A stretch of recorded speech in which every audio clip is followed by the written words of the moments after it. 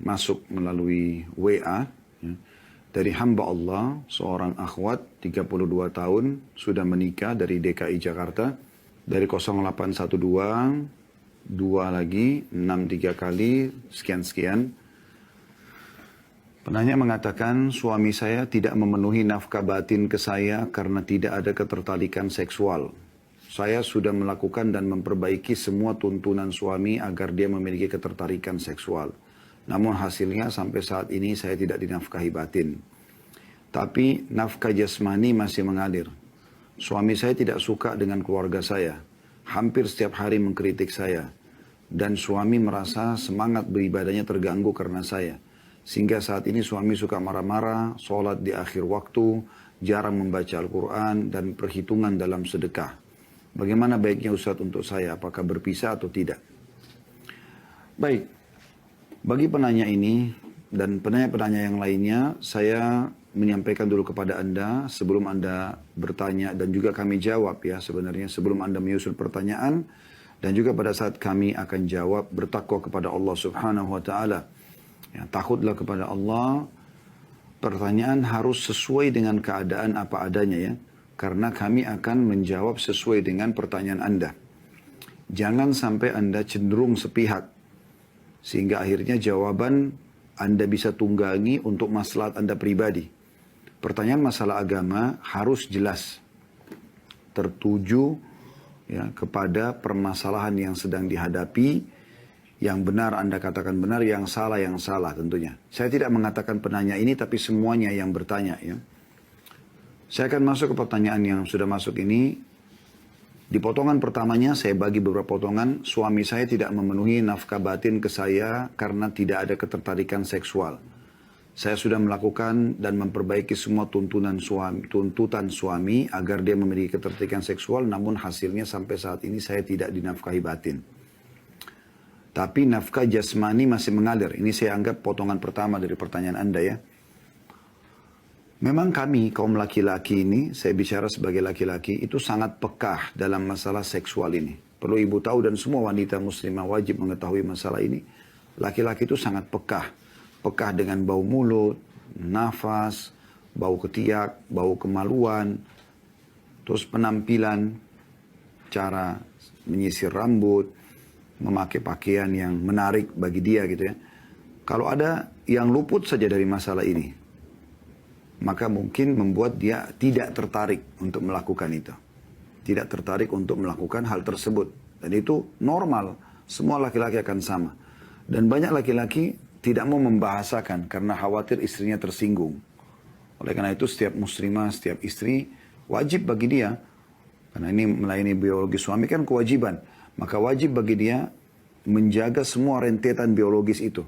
Di antaranya tadi menjaga bau badan, mulut, ya, nafas, kemudian ketiak, kemaluan. Ini anggota tubuh yang sensitif ya. Harus dijaga. Jangan Anda sembarangan makan karena hanya hembusan nafas Anda mengganggu. Atau bau mulut, ya, atau ada lubang di gigi. Usahakan Anda selalu sikat gigi, ya, dan juga kumur-kumur pakai mouthwash mungkin ya. Sampai kata Nabi SAW, aku diperintahkan bersiwak sampai aku mengira ya, aku akan ompong karena seringnya disuruh membersihkan gigi itu. Begitu juga dengan bau badan. Anda tahu hadis Nabi SAW, kata Nabi SAW, kalau kalian datang dari safar, janganlah ia masuk menemui keluarganya sampai dia memberitahukannya. Agar para perempuan atau para istri itu ya, menyisir rambutnya dan mencukur bulu kemaluannya. Jadi ada hubungannya, hubungan biologis dengan masalah itu. Kerapian, kebersihan ya. Itu juga dengan baju yang dia suka, potongan rambut yang dia suka, penataan rumah yang dia suka ya. Saya tidak tahu tuntutan suami Anda ini seperti apa, tapi ini saya bicara secara global. Kalau apa yang saya bahasakan tadi Anda sudah yakin, tidak ada bau badan lagi ya. Karena gini, kadang-kadang kita sikat gigi nih. Kita pakai mouthwash untuk bau mulut misalnya. Itu dalam hitungan 10 menit saja sudah berubah. Kalau apalagi, walaupun Anda tidak makan dan minum apa-apa lagi ya, tapi itu sudah cukup untuk mengubah. Kembali kepada bau awal atau minimal sudah menghilangkan bau wangi daripada odol yang sudah kita pakai gitu. Jadi memang menggunakan ini bukan sekali saja, tapi beberapa kali. setiap saat diperlukan. Kalau perlu setelah ngobrol sama suami, ternyata belum terjadi interaksi biologis, pas sudah ada arah ke sana, Anda kumur-kumur lagi. Itu penting. Karena itu sensitif sekali bagi laki-laki. Dan kebanyakan laki-laki tidak mau berbicara. Mereka, kalau yang beriman, mengekang itu. Kalau yang fasik, udah dia lampiaskan kepada yang lain. Anda tahu apa yang dijual oleh pelacur-pelacur naudzubillah di luar sana? Ya? Baju yang seksi, penampilan yang menggoda ya. Tutur katanya lah, badan yang wangi. Memang begitu. Nah, seharusnya metode itu, metodenya ya, bukan jadi pelacurnya. Metode pakai baju yang seksi, badan yang wangi, godaan-godaan, menghibur suami yang positif. Itu harusnya ada pada istri. Itu poinnya. Ya, jadi, Anda pada saat menjalankan tuntutan suami sini, jalankan memang karena Anda tahu ini kewajiban Allah dalam memberikan hak suami dalam biologis, maka Anda lakukan itu. Sehingga Anda tulus dalam mengerjakan, bukan terpaksa. Saya kasih contoh, ada salah satu kerabat kami, sampai bercerai. Coba Anda bayangkan. Setelah suaminya sudah sekian tahun mengekang, suaminya suka rambut panjang, istrinya tetap selalu pendekin. Dan kalau diingatkan, kenapa potong rambutnya? Ya memang modal saya kan panas, kan begini. Tidak mau tahu. Akhirnya sampai suaminya sudah nggak suka sama dia. Sabar sehari, 2 hari, sebulan, 2 bulan, sampai tahunan. Akhirnya puncaknya cerai. Saya tanya sendiri kenapa. Salah satu sebabnya hanya karena masalah itu rambut saja. Itu sangat peka. Dan ini beda sekali dengan Anda sebagai wanita. Anda kalau cinta suami Anda beda. Bahkan kadang-kadang ada di antara istri subhanallah. Ya, Allah buat dia, walaupun suaminya berkeringatan, mungkin dia bersedia untuk disentuh. Karena cintanya sama suaminya. Kadang-kadang suami pulang kerja, belum sempat bersihkan badan, tapi begitu dia mendekat sama istrinya sudah wangi, istrinya menyambut saja. Walaupun sebenarnya itu mengganggu juga dia. Tapi begitu perempuan beda. Kalau laki-laki tidak seperti itu, Bu. Ya. Ini poin mesti Anda fahami. Potongan pertama pertanyaan Anda. Walaupun satu pertanyaan, tapi saya bagi jadi beberapa biar jelas ya. Jadi kalau Anda sudah jalankan semua apa yang saya sampaikan tadi, berarti ini ada kesalahan di suami Anda. Tapi kalau Anda belum jalankan ini, ya, masih ada egoisme Anda, maka Anda perbaikin itu. Kemudian di sini dikatakan suami saya tidak suka dengan keluarga saya. Ini poin perlu digarisbawahi. Ini bagian kedua dari pertanyaan Anda. Suami saya tidak suka dengan keluarga saya. Kenapa suami Anda tidak suka? Cari tahu apa sebabnya.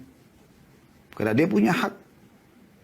Seorang wanita kalau sudah menikah, suaminya di atas siapapun dari manusia. Termasuk ayah kandungnya sendiri. Ayah kandungnya si wanita. Jangankan bicara keluarga secara umum.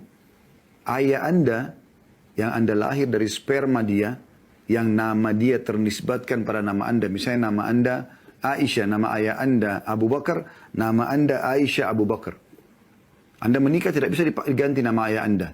Tapi setelah menikah, kepatuhan Anda pada ayah menjadi nomor 2. Pindah kepada suami. Termasuk ibu Anda juga. Jadi memang dia punya hak yang Anda harus dahulukan dari keluarga Anda semuanya. Apa yang suami tidak suka, jangan dilakukan. Jangan ngotot. Tetap suruh saudara datang, tetap suruh orang tua datang. Suami butuh waktu sama Anda. Nah ini nggak bisa. Saya yakin setiap laki-laki normal, kalau dia sudah diberikan haknya, terpenuhi. Dan ini saya lihat memang inti permasalahan sebenarnya di masalah pertama tadi.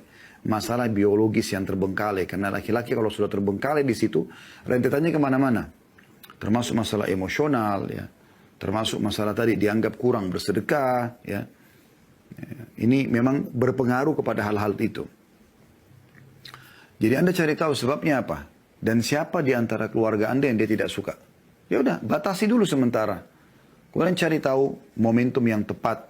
Anda bisa berdiskusi sama dia, berbicara dengan dia. Bicarakan baik-baik. Gitu. Ada masalah apa? Kenapa ayah saya? Kenapa ibu saya? Kenapa tante saya? Oh dia begini, begitu dan segala macam. Anda adil di sini. Kalau suami benar, Anda bilang, oh iya memang Anda benar. Memang kamu benar. Saya akan sampaikan ke keluarga saya. Tapi kalau suami salah, nasihatin baik-baik. Tapi kan bukan itu dalam Islam begini dan begitu. Kita bicara baik-baik. Ya. Itu dari suami Anda tidak suka keluarga Anda. Potongan ketiga. Hampir setiap hari mengkritik saya. Ini positif, Bu. Ya. Kritik itu kan berarti ada sesuatu yang dia tidak suka. Tidak mungkin dong kalau orang normal kritik tanpa sebab. Nggak mungkin. Pasti ada sesuatu di situ yang dia tidak suka, maka dia kritik.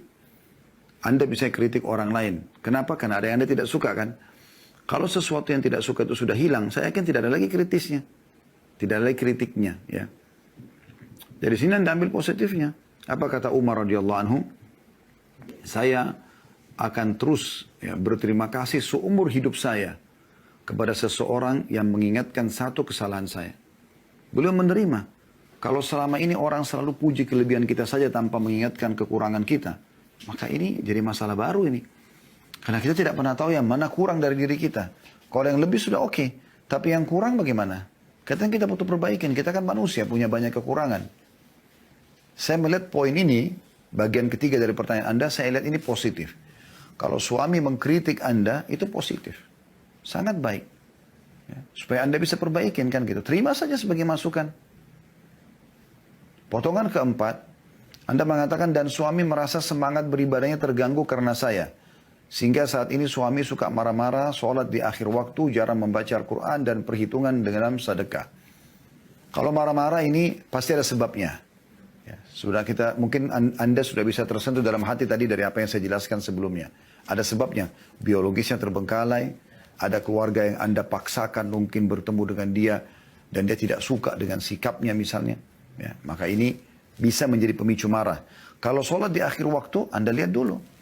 Apakah semua sholatnya begitu? Atau memang pernah terjadi depan mata Anda? Makanya tadi saya bilang di awal pertanyaannya, Anda harus bertakwa pada Allah. Bertanya apa adanya keadaannya.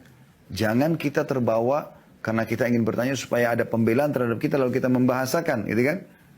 Nah, dia mengakhirkan sholat di akhir waktu. Semua sholat kah? Dan Anda lihat dia lalai, lagi azan dia santai aja, dia main handphone, dia nonton.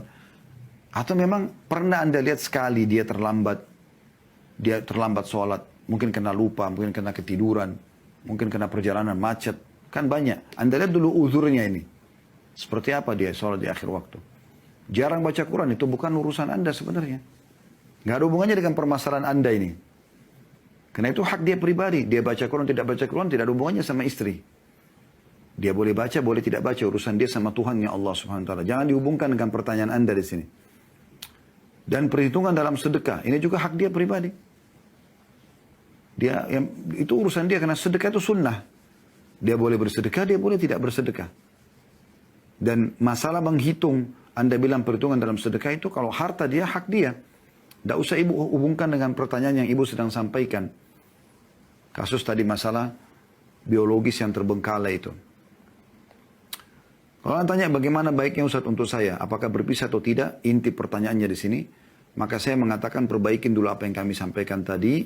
Setelah itu, baru kemudian Anda lihat. Kalau tidak ada perubahan dari suami, memang Anda sudah coba perbaikin, Anda sudah coba baik, Anda ikhlas karena Allah SWT, saran saya istikharakan. Sholat 2 rakaat, minta petunjuk kepada Allah, apakah rumah tangga ini dipertahankan atau tidak, lalu ikutin insya Allah hasil dari istikharah itu, Allahu a'lam.